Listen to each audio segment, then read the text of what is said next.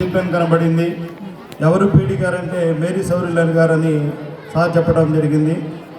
అదేవిధంగా ఈ మండలంలో ఉన్నటువంటి వేరే స్కూల్స్లో హై స్కూల్స్ని అడిగితే మా పిల్లలందరూ లింగారావుపాలెం స్కూల్కి వెళ్తున్నారని అని చెప్పి ఆ స్కూల్ హెడ్ మాస్టర్లు చెప్పారు.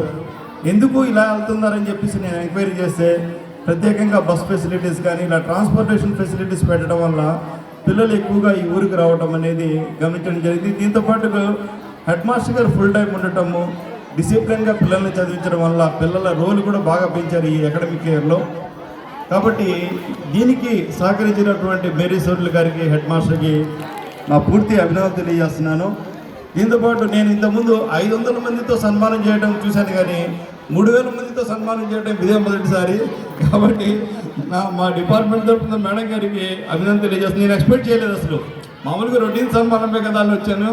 ఇక్కడికి వచ్చి ఎంట్రన్స్లో హడావుడి చూస్తుంటే ఒక ఆయన అడిగాను, ఇంతకీ ఎంతమంది వస్తున్నారా అంటే 3000 మంది వస్తున్నారని చెప్పారు. సరే, నాకు చాలా సంతోషం వేసింది.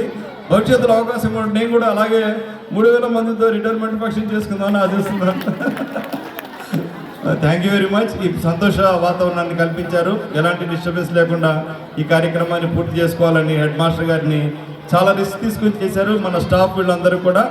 కాబట్టి ఇంత రిస్క్ తీసుకున్నటువంటి ఎలాంటి అపోహలు జరగకుండా ప్రశాంతంగా పిల్లలు, స్టాఫ్ అందరూ ఇంటికి చేరాలని ఆశిస్తూ ఇంతటితో ముగిస్తున్నాను. Thank you.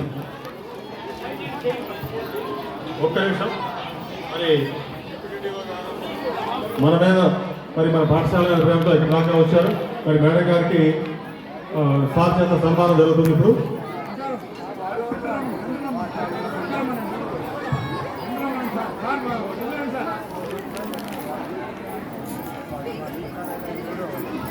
ఓకే,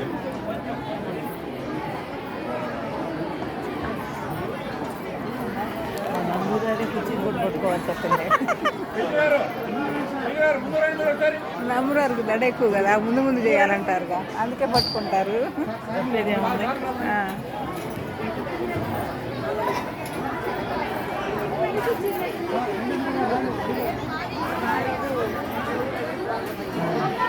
చల్లం వాళ్ళు పొలం వాళ్ళు అందరూ చెప్తున్నారు, రాదే పోదాము.